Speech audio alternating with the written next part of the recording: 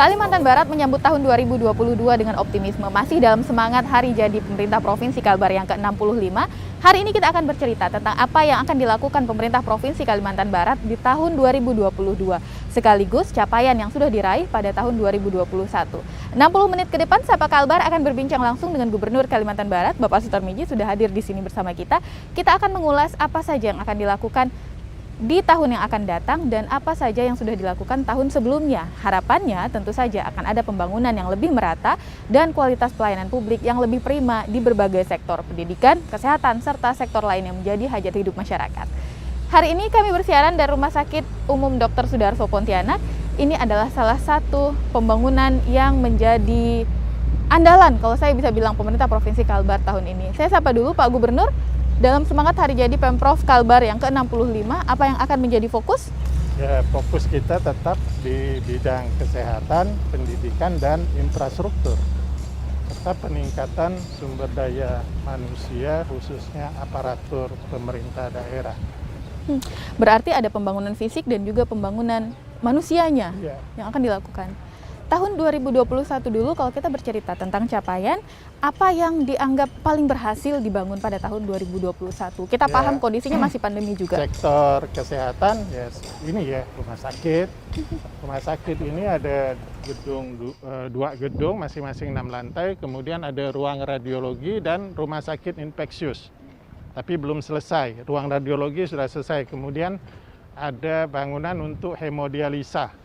Untuk cuci darah lebih 40 orang waktu bersamaan, Nah, sehingga bidang pendidikan juga beberapa sekolah itu sudah akan kita resmikan dan beberapa masih sedang berjalan, Nah, kemudian jalan, mudah-mudahan pandemi ini cepat berakhir sehingga anggaran kita ke depannya bisa fokus untuk infrastruktur jalan. Tahun ini jalan itu sekalbar kita menganggarkan kurang lebih baru bisa 400 miliar. Saya maunya sebetulnya 1 triliun, Tapi kita harus bagi dengan yang lain, kegiatan-kegiatan lain. Nah, jalan kita itu lebih 1.500 km yang harus dirawat dan baru kondisi mantap itu 63%. 63% dalam kondisi mantap. Ya, masih ada 37% yang jalan itu masih tanah, masih becek dan sebagainya, dan itu perlu anggaran kurang lebih 6 triliunan. Dan APBD kita aja 1 tahun hanya 5,4 triliun. Saya membaca di salah satu rilis, Bapak pernah menyampaikan target di tahun tahun 2023 pembangunan jalan sudah merata. Paling tidak kualitas jalan yang statusnya mantap bisa 100%. Nggak bisa, karena begini, kita disajikan pada data yang salah. Ketika menyusun RPJMD, jalan kondisi mantap, data yang ada itu menunjukkan 86%. Lalu kita validasi di lapangan, ternyata hanya 49%. Itu start awal ketika saya jadi gubernur itu dengan 49%. Nah, sekarang ini salah akhir tahun 2021 nanti datanya akan ada sekitar sudah 65% dalam kondisi mantap, Nah, dengan anggaran 2022 ini, perkiraan saya bisa mencapai nanti itu akhir 2022 itu 71%. Nah, 2023 tahun terakhir pemerintahan saya, jalan itu saya perkirakan mudah-mudahan bisa di atas 76%. Pak Gubernur, ini kan menjadi sesuatu yang serius, bagaimana data mempengaruhi pengambilan kebijakan dalam pembangunan. Ini selisihnya tidak main-main, 40% selisihnya data yang ada di kertas dan data yang akhirnya ditemukan di lapangan. Apa yang kemudian menjadi pelajaran pemerintah Provinsi Kalbar terkait dengan data? Kalau kita mau bekerja benar, kemudian bisa cepat dan terarah, data harus benar. Nah, sekarang kalau saya tidak validasi, saya percaya aja 86%, padahal kondisi di lapangan tidak. Nah, ini kan masalah, Sehingga alokasi untuk itu tidak memadai. Nah, harusnya lebih besar, Nah, kondisi itu. Kemudian Kadang saya dikritik kenapa bangun gedung ini, gedung itu, begini.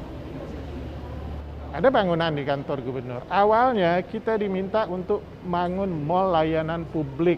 Nah, lokasinya pun harus strategis. Kita mau ke sini nggak setuju, sana nggak setuju. Akhirnya di belakang kantor BPKAD mau pindah di belakang kantor gubernur. Nah, ketika kita sudah mulai bangun, sudah mulai apa, tahu-tahu provinsi tidak wajib dengan mall layanan publiknya. Ya akhirnya kita gunakan untuk layanan publik juga, Capil. Kantor Capil itu malu juga kita provinsi, masa kalau rapat tuh di koridor, sehingga kalau sudah rapat, nah, kamu nggak bisa masuk dan karyawan pun, pegawai pun nggak bisa lalu lalang. Kita jeda dulu sejenak, kita masih cerita tentang prioritas dari gedung, jalan, dan banyak hal yang sering dikeluhkan masyarakat. Apa sebenarnya yang menjadi prioritas pembangunan? Tadi sudah diceritakan sedikit tentang alasan beberapa pembangunan gedung ataupun mungkin pembangunan taman yang selama ini Anda pertanyakan, yang sering saya lihat di komentar netizen di lapaknya Pak Gubernur atau di lapaknya pemerintah Provinsi Kalbar. Kami kembali saat lagi masih di Sapa Kalbar. Dialog ini dihadirkan ke hadapan Anda oleh Biro Adpim Pemerintah Provinsi Kalimantan Barat.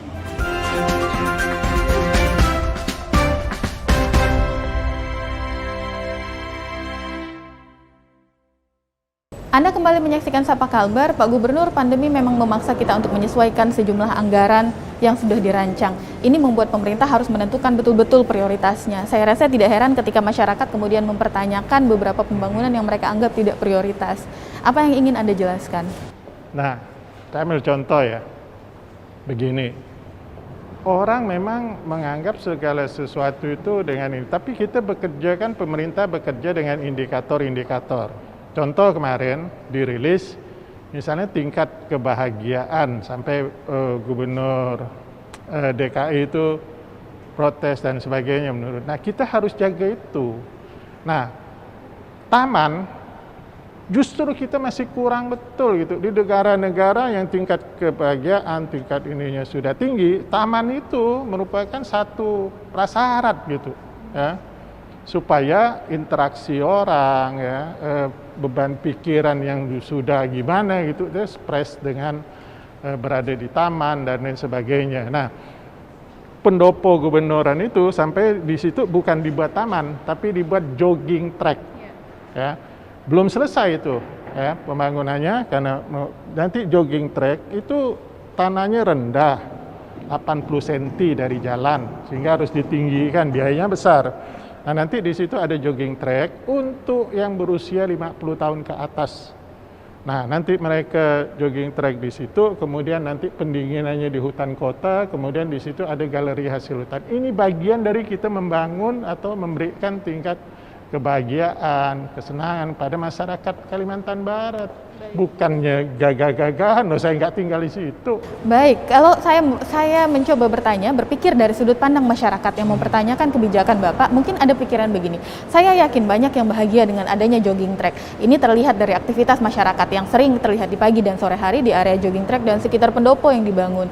Tapi kemudian muncul mungkin kecemburuan ketika ada pertanyaan, tempat saya di Kapuas Hulu, Kayong Utara, Melawi, Sintang, masih ada jalan yang rusak, Pak. Bapak bangun betul di kota terus, kapan di sini? Masalah kita pemerataan pembangunan. Masalahnya ketika kita harus fokuskan seluruh anggaran untuk jalan, kemudian ada indikator-indikator penilaian pemerintah daerah tentang hal itu, nanti juga kita dikritik. Nah, ini masalahnya ini. Biasanya yang pro kontra itu biasa, ya. Tapi pemerintah harus menyusun anggaran sesuai dengan ya yang harus dilakukan pemerintah. Tidak jalan iya perlu, ya. Nah, tapi tidak semuanya juga dengan prioritas, ya. Nah, sehingga kalau fokus pada itu nanti pendidikan gimana, ya. Nah, kesehatan gimana, dan membangun taman, membangun trotoar itu bagian dari kesehatan.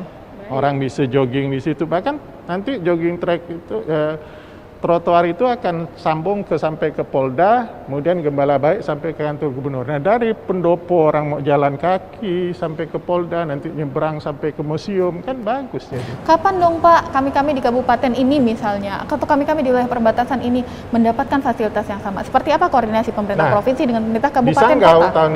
tahun ini ya, kita akan bangun taman di depan, di situ Pak Bupatinya akan membangun patung proklamator di taman ya. Nah, nanti kita akan buat air mancurnya, kemudian trotoarnya dari depan kantor pengadilan negeri itu sampai ke waterfront yang ada di Keraton Sanggau ya. Nah, di Skadau juga di simpang itu yang ramai itu kita juga akan bangunkan taman di situ dengan air mancurnya supaya masyarakat bisa ada tempat ya menak pikiran, press dan sebagainya ya, untuk tempat berinteraksi ya. Nah, kemudian nanti di Sambas kita akan bangun waterfront. Memang yang lalu ya setahun ini akan dibangun anggaran 10 miliar. Kemudian nanti ada rumah Melayu untuk apa? Ya, tujuannya supaya masyarakat tahu, supaya nanti wisatawan yang masuk dari Temajuk itu, jalannya juga kan sekarang sedang dibangun sampai ke arah Temajuk. Dia tidak hanya ke Temajuk, tapi ke Keraton, ke Rumah Melayu. Kenapa Rumah Melayu? Bukan karena ini ya, karena wisatawan yang dari Malaysia kan pasti dia akan itu ya. Baik, akan jadi mukanya Indonesia nih, berandanya Indonesia. Saya lihat yang bagus itu Rumah Radang, masing-masing kabupaten itu udah bagus-bagus ya, dan itu bisa jadi objek ya, objek wisata. Nah, ini yang harus ketahui. Nah, kenapa harus sampai ke Sambas? Supaya kalau perlu mereka nginep. Nah, wisatawan dari luar itu semakin lama dia stay di satu daerah itu semakin bagus. Itu kita sudah paham nih akhirnya bahwa ada indikator-indikator yang harus diperhatikan, ada indeks-indeks dan penilaian yang menjadi, saya bisa bilang mungkin acuan kinerja pemerintah provinsi terhadap permasalahan di masyarakatnya. Ada yang menarik juga kita bahas setelah jeda berikut ini, yaitu indeks pembangunan manusia dan angka gizi di Kalimantan Barat. Setelah ini kita akan bahas di Sapa Kalbar, tetap bersama kami.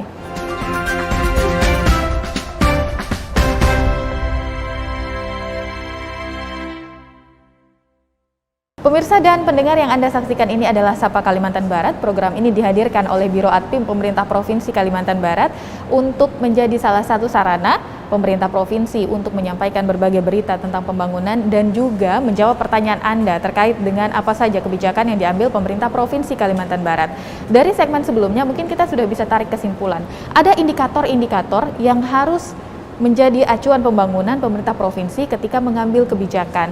Makanya ada prioritas-prioritas dalam setiap sektor-sektor pembangunan yang juga harus diprioritaskan. Bicara tentang indikator, Pak Gubernur ada yang menarik. Survei status gizi Indonesia 2021 atau SSGI masih menunjukkan angka stunting di Kalimantan Barat tidak menggembirakan, 29% lebih angkanya di sana.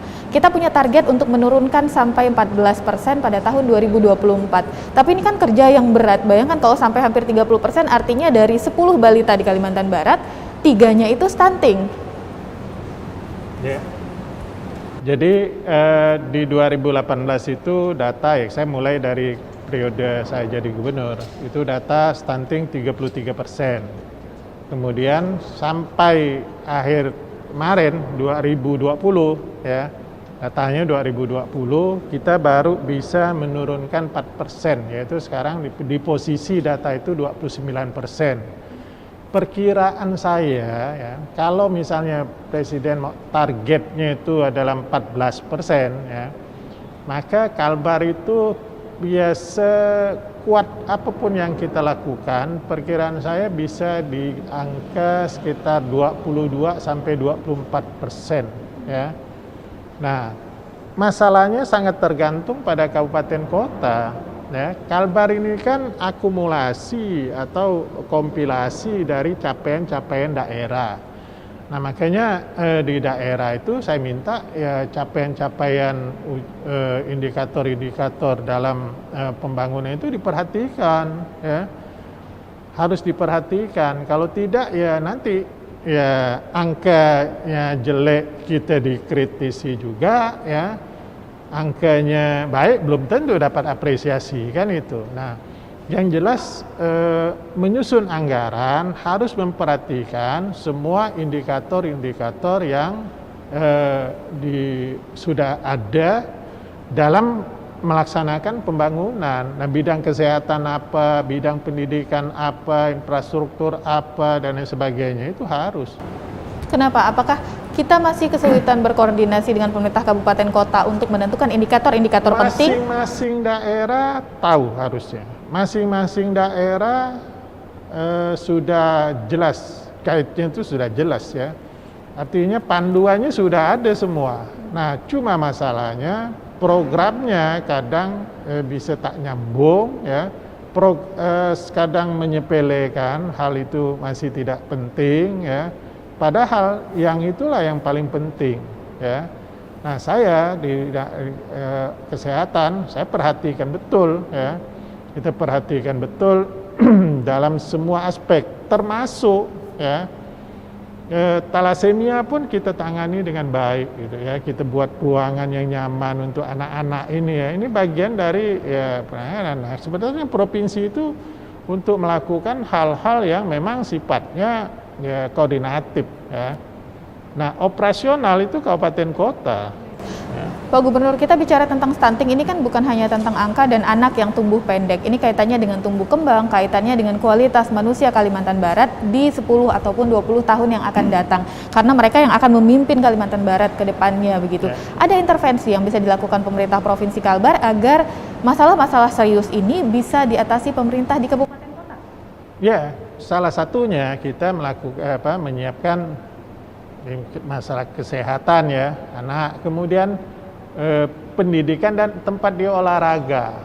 Nah, ini yang orang tidak pahami ya, sehingga perlulah misalnya ya penataan kawasan olahraga ya, kemudian ada kegiatan-kegiatan olahraga anak ya, kemudian ada kegiatan untuk meningkatkan gizi mereka ya, dan lain sebagainya.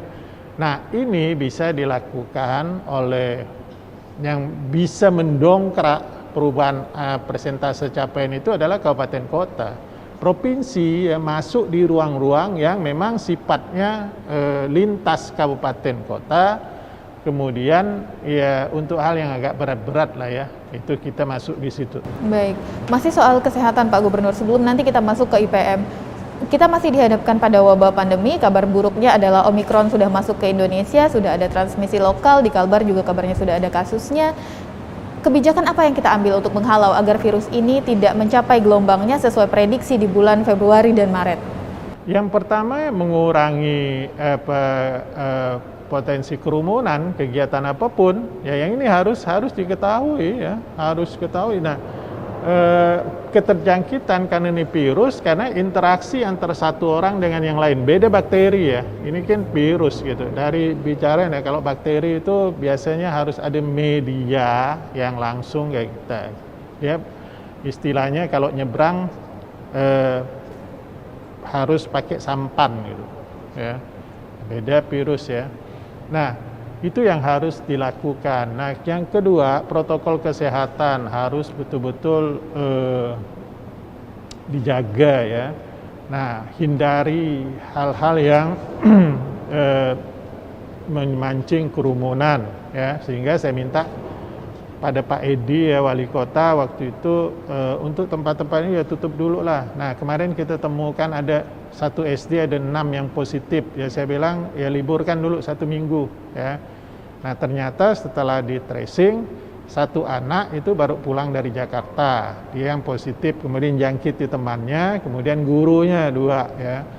Nah, tapi belum tahu apa itu Omikron atau bukan. Nah, sampai di sini dulu Pak, tahan, mohon izin. Pulang dari Jakarta ini kan menjadi kunci, bepergian masih menjadi sarana penularan virus yang paling sering kita temukan. Yang menjadi pertanyaan adalah, sebelumnya ketika kita masih berhadapan dengan Delta dan varian virus lainnya, pemerintah Provinsi Kalbar dengan gagah berani membentengi perbatasan Kalimantan Barat dengan surat PCR bebas COVID-19. Tapi ketika kemudian dunia dihebohkan dengan Omikron, kita malah mencabut syarat itu dan sekarang antigen asalkan sudah 2 kali vaksin sudah boleh masuk Kalimantan Barat. Apa ini tidak ironi sepertinya? Saya sebetulnya nggak happy, ya, nggak suka gitu dengan keputusan yang diambil. Tapi ya diprotes sana sini, kemudian termasuk dari Kementerian Perhubungan ya menganggap kita tidak sejalan dengan pusat. Ya. Karena saya wakil pemerintah pusat di daerah, ya saya harus melakukan itu. Akhirnya ya kita samakan dengan daerah lain. Cuma sekarang ini saya minta kepada Dinas Kesehatan untuk melakukan ya ambil sampel-sampel swab di penerbangan yang datang ke Kalbar sekitar 10-20 setiap penerbangan ya, kemudian kita periksa ya, tinggal itu. Kemudian kemarin itu anak-anak SMA juga kita periksa. Nah, alhamdulillah sampai hari ini enggak ada. Akhirnya tracingnya yang kita kuatkan. Iya, kita harusnya seperti itu ya. Karena antigen itu hanya bisa membaca cycle threshold sampai 25, 26 sampai 37 nggak bisa. Padahal masih bisa menulari. Khawatirnya itu masih masa inkubasi ya. Nah, mereka sudah menulari, apalagi Omikron ini kan rata-rata tidak bergejala yang bisa dideteksi dengan kalau tidak dengan lab nggak mungkin ya. Nah, gejalanya pun pakar ini bilang ini, nanti pakar yang lain bilang gini lagi, nanti pakar yang lain bilang gini lagi, belum pasti yang gimana. Mungkin wajar dan bisa dipahami mengingat ini adalah virus baru yang penelitiannya juga masih terus berjalan. Ya, nah berhadapan lagi dengan orang-orang yang nggak percaya masih ada ya. Nah, kadang yang provokator juga ada. Nah, dia vaksin, istrinya vaksin, anaknya vaksin. Ya, saya lihat datanya tuh. Tapi giliran itu dia bilang itu jolimi orang lah, anak-anak divaksin. Nah, tapi anaknya dia vaksin. Cerita vaksin, Kalimantan Barat ini kan menarik. Sampai dengan 24 Januari tadi pagi, angka capaian vaksinasi tahap 1 sudah menggembirakan di atas 70%, 74% angkanya. Tapi yang tahap 2 ini baru sampai 52%. Kita masih punya PR untuk mengejar. Belumlah kita cerita soal booster atau vaksin ketiga. Apa yang akan dilakukan? Ada vaksin yang harus 3 bulan, baru yang kedua. Ya, ada yang 1 bulan, 28 hari ya. Itu batas maksimalnya. Ya, batas maksimalnya itu. Tapi kan tetap akan melakukan vaksin kedua ya. Nah, sekarang ini vaksin kita cukup besar, cukup banyak di Kalimantan Barat ini. Ya, dosisnya cukup banyak sehingga cuma daerah mulai kendor karena sudah di atas 70%, ya 74 target saya. Sebelum masuk data 6 sampai 11 tahun ya. Itu kita akhir Februari sudah di atas, harusnya sudah di atas 80% dan insya Allah bisa tercapai, ya bisa tercapai 80%, bahkan mungkin lebih ya. Nah, hanya kalau diakumulasikan dengan data untuk anak usia 6 sampai 11 tahun, kita itu baru 60% lebih. Baik. Ini soal statistik, soal data, bicara soal data pendidikan, data kesehatan, muaranya tuh satu, pendidikan, kesehatan, indeks pembangunan manusia, ini menjadi salah satu indikator penting. Setelah ini kita akan cerita soal IPM Kalimantan Barat. Pengen nggak sih kita sebagai warga Kalimantan Barat sesekali melihat Kalimantan Barat ini ada di 10 besar lah IPM tertinggi di Indonesia. Kenapa kita ada di peringkat bawah terus ya, masih di bawah rata-rata nasional pula angkanya. Kami kembali sesaat lagi di Sapa Kalbar.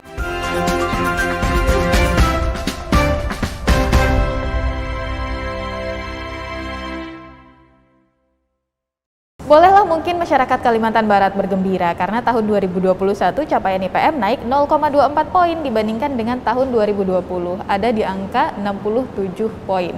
Masalahnya angka 67 poin ini belum cukup karena rata-rata nasional sekarang sudah ada di 72. Artinya kita masih jauh di bawah rata-rata nasional. Saudara kita sesama Kalimantan di Kalimantan Timur mereka sudah bisa tembus 10 besar capaian IPM di Indonesia. Gimana Pak Gub? Jadi kembali saya bilang ini data kumulatif untuk provinsi. Nah, Kalau daerahnya tidak tahu menyusun anggarannya untuk meningkatkan IPM, indikator-indikator IPM itu tidak ini ya, maka ya tetap aja. Contoh Masa sih, misalnya Pak? salah satu Kayong Utara misalnya, itu kan IPM-nya 62 ya. Nah, 62, ada 63, ada 64, nah diakumulasikan itu ya, akhirnya ya sekitar sekarang 68-an lah ya, 68. Nah, target saya memang akhir masa jabatan saya 69. Nggak bisa itu, ini realistis. Nah, kenapa? Ya, saya melihatnya bukan pada itu, tapi pada penyampaian data-data. Kelemahan kita seluruh Kalbar itu data. Saya sedih loh Pak, Bapak bilang target tertinggi Bapak sampai akhir masa jabatan saja masih di bawah rata-rata nasional. Realistis. Karena capaian daerah, saya menilai capaian daerah tidak bisa, provinsi berbuat apapun tidak akan bisa mendongkrak. Karena apa? Itu kan akumulasi dari IPM per daerah tingkat 2. Nah, kita bisa masuk beri intervensi untuk misalnya lamanya pendidikan, kita bangun SMA Lama masa ya. belajar. Nah, lamanya belajar. Nah, angka harapan anak usia 18 tahun belajar kita tingkatkan, sudah. Nah, untung aja IPM Pontianak hampir 80-an ya. Nah, itu bisa mendongkrak. Nah, dulu ya, saya tinggalkan itu wali kota Pontianak itu 77-78, sudah jauh di atas nasional. Ya, kenapa? Karena saya selalu membuat pembangunan itu melihat indikator ini dan datanya saya siapkan, ya. Tapi insya Allah ya, itu data realistis dari capaian daerah yang harus saya sampaikan. Ya. Misalnya ada pertanyaan seperti ini Pak, Bapak membangunkan di kota Pak, mulainya dari kota, sarana sudah baik, prasarana sudah lengkap, gedung-gedung sudah ada, mungkin akan lebih mudah membangun pendidikan dan kesehatan karena sudah ada nih fasilitasnya. Bagaimana dengan kami-kami di daerah, bagaimana dengan pemerintah daerah yang fasilitasnya masih terseok-seok mengejar kota?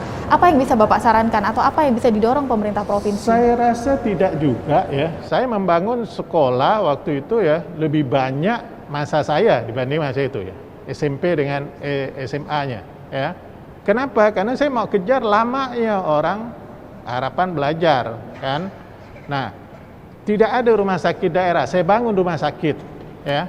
Karena memang pasti kita bekerja pakai indikator itu ya. Nah, kemudian lain-lain sebagai angka kemiskinan kita turunkan dan sebagainya ya. Nah, semuanya itu jangan dibilang Pontianak ketika saya jadi wali kota lengkap, rumah sakit nggak ada. Ya, dari 490 daerah tingkat 2, 26 daerah belum ada rumah sakit, termasuk Pontianak gitu. Saya bangun. Tapi Bapak setuju membangun di kota lebih sedikit tantangannya dibanding membangun di kabupaten atau perbatasan daerah terjauh sana? Saya rasa kalau semuanya mengacu pada indikator-indikator yang sudah ada, contoh misalnya ya, desa mandiri lah, desa mandiri. Awalnya cuma satu. Ya, bukan berarti ini karena datanya itu tidak disusun benar. Nah, ketika kita provinsi fokus pada ini ya, desa mandiri kerjasama dengan Kodam, kepolisian, kemudian datanya kita perbaiki, indikator-indikatornya kita benahi ya, satu bisa jadi 385. Dan tidak ada desa sangat tertinggal, desa tertinggal sudah 2 kabupaten sudah tidak ada. Artinya apa? Ketika indikator-indikator itu kita gunakan sebagai parameter ukur, maka capaiannya akan bagus. Capaiannya akan bagus ya. Tapi kalau tidak, ya udah. Nah, bukan tidak ada di daerah. Daerah itu semuanya sudah ada. Hanya ketika statistik memerlukan data ya, maka nanti dari kepala daerah turunkan ke sekda, sekda turunkan ke dinas terkait turunkan kepada sekretaris atau kabid, kabid kepada kasih, nah kasih pada staf, nah stafnya ini kan artinya datanya belum dianggap penting, padahal data ini menjadi acuan pembangunan. Makanya saya ketika ya gubernur data itu, nah saya setuju sama Pak Jokowi itu satu data. Nah makanya data dalam segala aspek kita sekarang benahi semua. Kalbar kan juga punya misi untuk punya satu data Kalimantan Barat. Ada Open Data Kalimantan Barat yang waktu itu Bapak launching. Sampai sekarang mohon maaf kalau saya lihat masih ada data-data dari 3 tahun, 4 tahun, 5 tahun yang lalu yang tidak diupdate atau tidak diperbarui sampai hari ini. Ada data yang harus diupdate setiap saat, ada yang nggak perlu. Memang data itulah dia masih dipakai sepanjang belum ada data penilaian baru. Apakah masih valid? Masih, ya, masih valid. Bahkan saya terus minta kita mengupdate semua data yang harus diupdate, ya. Kalau yang enggak. Nah, kita alhamdulillah kita bisa tekan Gini rasio kita cukup rendah. Kemudian angka kemiskinan walaupun se-Kalimantan kita yang paling tinggi 6,8, ya. Yang paling miskin.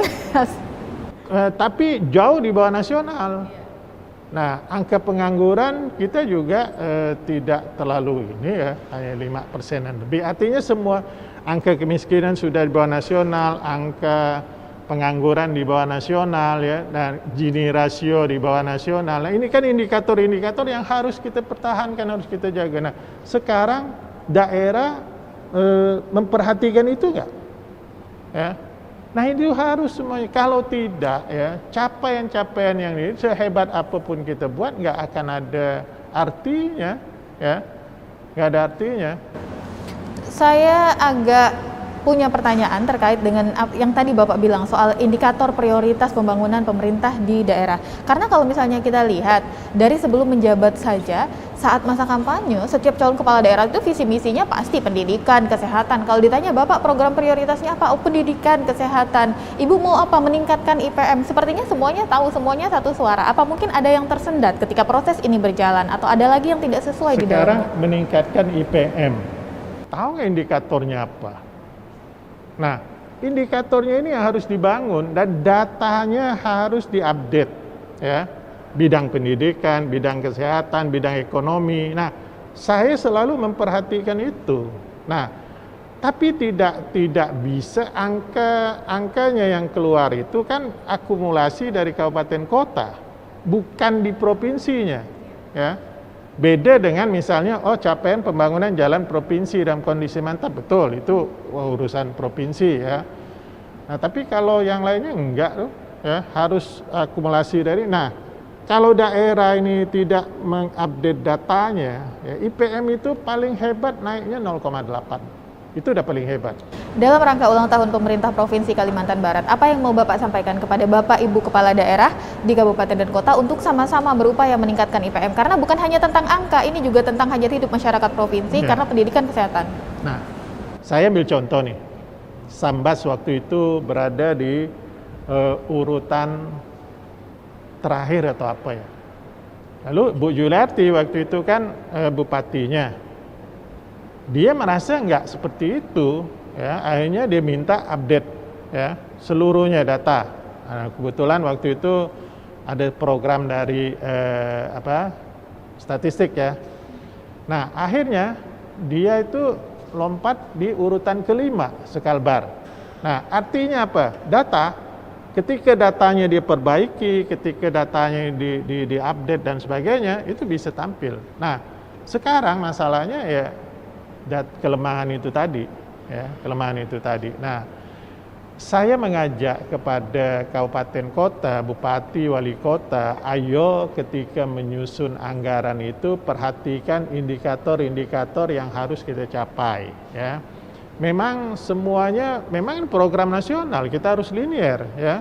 Misalnya bidang pendidikan, bidang infrastruktur, ya. Ini tiga hal utama penopang, ya.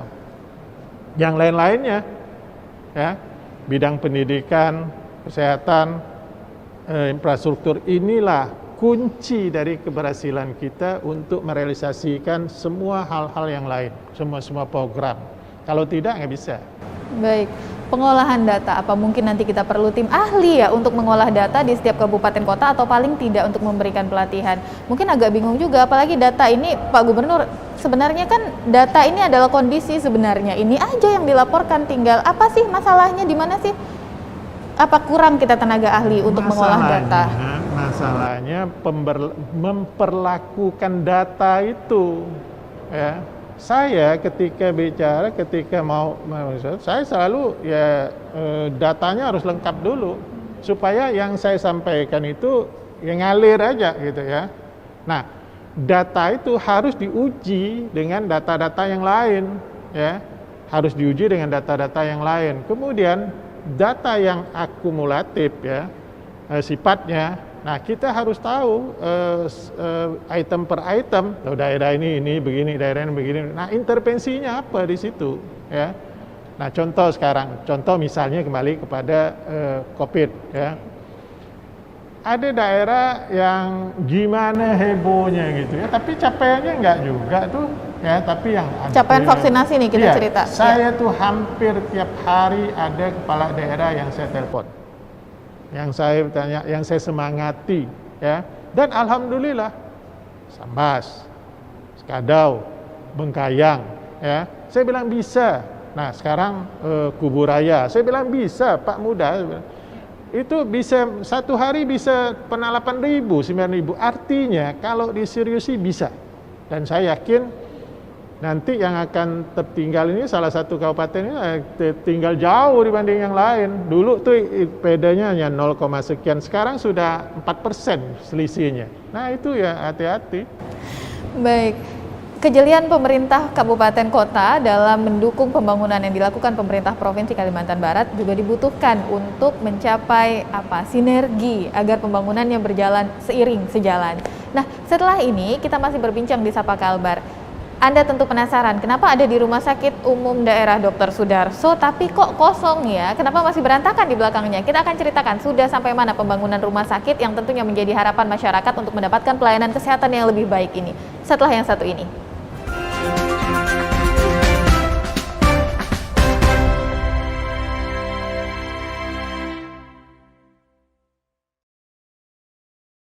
Kami berada di Rumah Sakit Umum Daerah Dr. Sudarso. Ini adalah rumah sakit yang paling Anda kenal, paling familiar di masyarakat Kalimantan Barat. Mungkin juga menjadi pilihan pertama Anda ketika mendapat rujukan dari tempat pelayanan kesehatan Anda.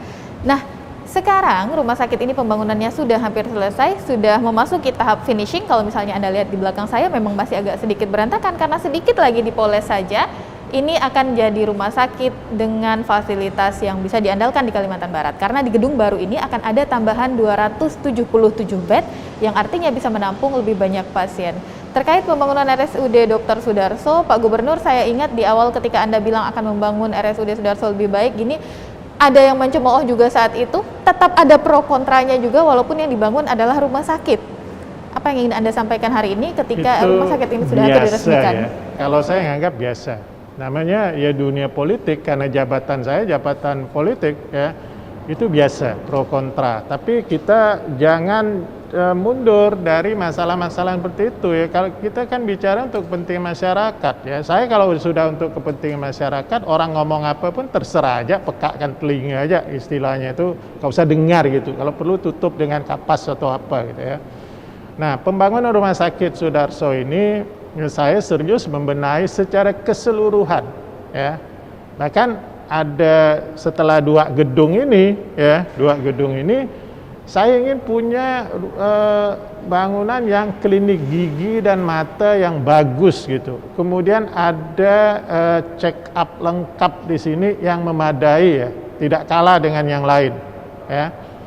Nah itu, nah kalau yang ini ya ini untuk perawatan umum. Nah kemudian kita coba untuk mempersiapkan kalau ketika COVID-19 ini menjadi endemik, bukan pandemik lagi ya. Maka kita sudah membangun rumah sakit infeksius ya. Di sini di belakang itu ada gedung sendiri, bukan jadi satu dengan gedung ini, ya di gedung lain ya.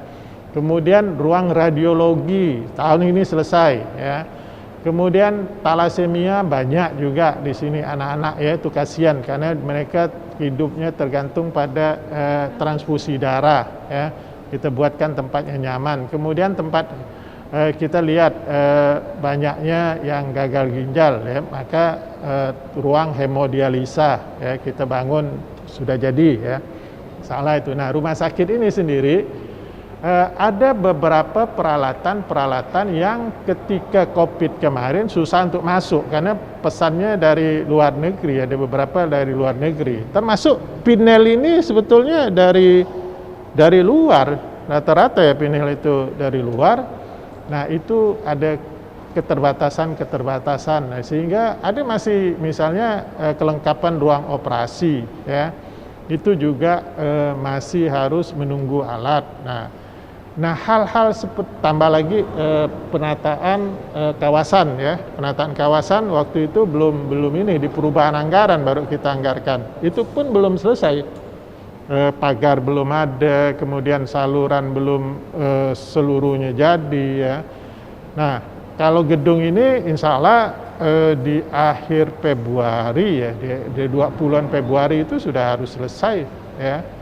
Dan saya yakin sekarang ini kan tinggal tahap pembersihan aja nih ya, pembersihan ya, dan bisa selesai lah ya, bisa operasional nanti mudah-mudahan bisa cepat diresmikan. Rumah sakit ini dibangun dengan semangat tanpa kelas, artinya tidak membeda-bedakan layanan masyarakat kelas 3, kelas 2, kelas 1, apa latar belakangnya? Nah, ketika saya bicara itu ya, saya menuju pada kota, nggak tahu kota sekarang tempat kelas. Nah, ternyata BPJS itu tidak akan membedakan kelas lagi. Nah, artinya BPJS belum memutuskan itu, kita sudah membuat program itu ya. Nah, yang jelas kalau saya rumah sakit itu kelasnya harus ditentukan dari jenis penyakitnya, bukan dari kelas ekonomi, ruangnya ya. Kalau kita bicara jenis penyakit, ada penyakit tertentu yang memang perlu perawatan, perlu ruangan yang intensif.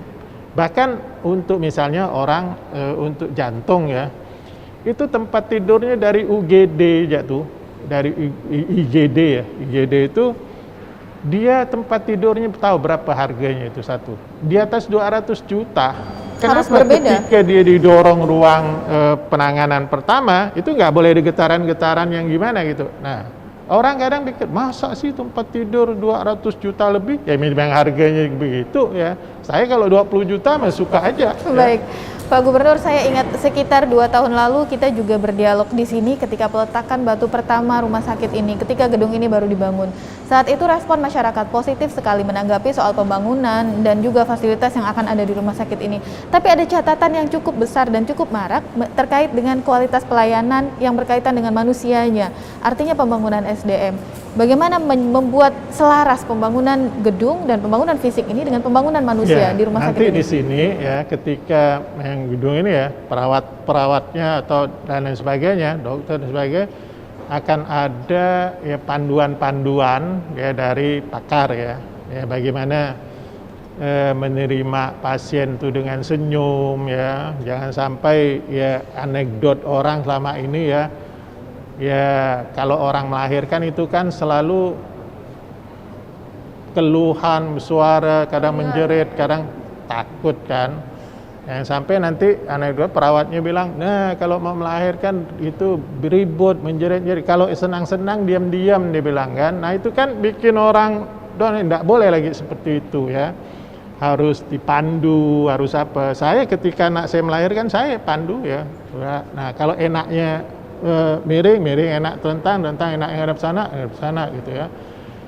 Nah, panduannya itu harus gitu. Saya bukan latar belakang perawat ya, bukan latar belakang dokter, tapi kita membaca ya, sehingga ya kita harus bagaimana memperlakukan orang ini. Ya, kadang saya kalau sudah ada keluhan masyarakat ke WA saya langsung kirim ke direktur ya. Jangan sampai dia di situ lagi tugas benar nggak benar ya yang. Nah, masalahnya rumah sakit harus kita maklumi, keluarga pasien itu kadang dia seperti lebih pintar dari dokter.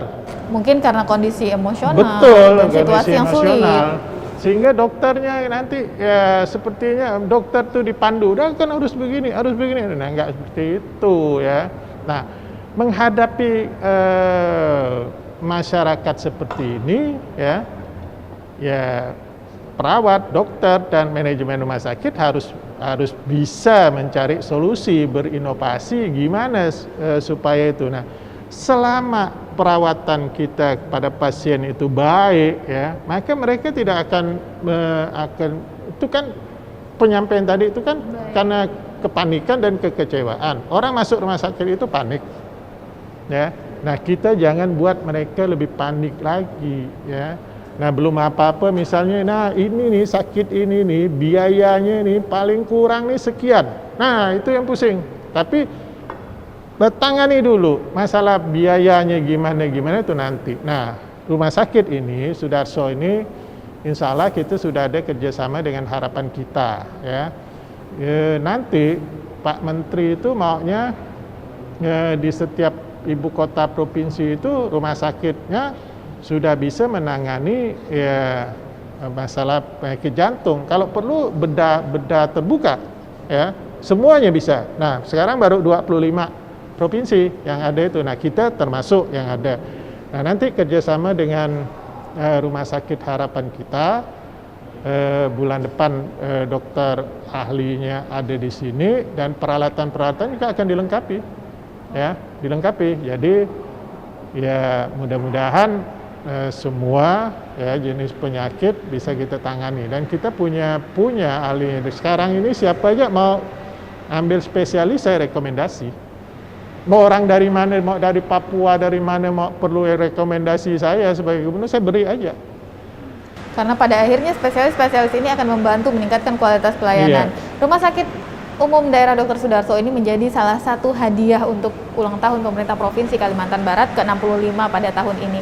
Ini juga menjadi harapan masyarakat untuk pelayanan kesehatan yang lebih baik sehingga mereka bisa mendapatkan kualitas yang lebih baik ketika mereka dirawat dan juga senyum yang lebih lebar dari para tenaga kesehatan di sini. Pak Gubernur, terakhir terkait dengan layanan kesehatan dan terkait dengan HUT pemerintah Provinsi Kalimantan Barat, pesan yang ingin disampaikan untuk masyarakat menutup perbincangan hari ini. Ya, masyarakat Kalbar ya. Yang pertama saya mohon maaf ini ya. Karena data yang tidak valid sehingga capaian dalam penanganan jalan provinsi belum bisa diharapkan 100%, ya.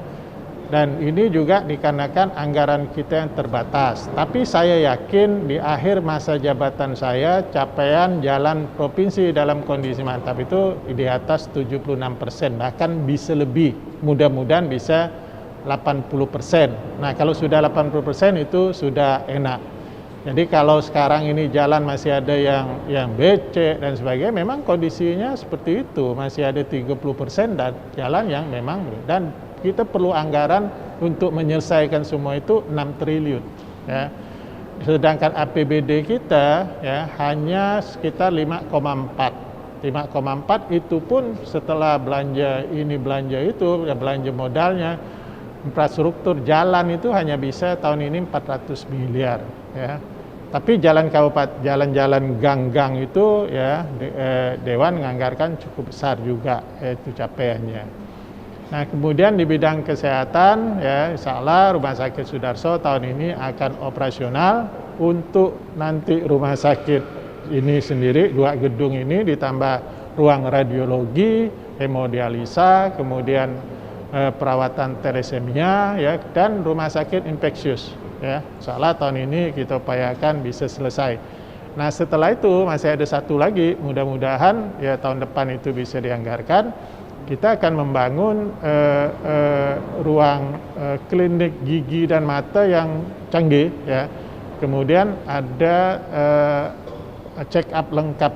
Tadi nggak perlu ke Kucing, nggak perlu ke mana-mana lagi, kita ada di sini ya.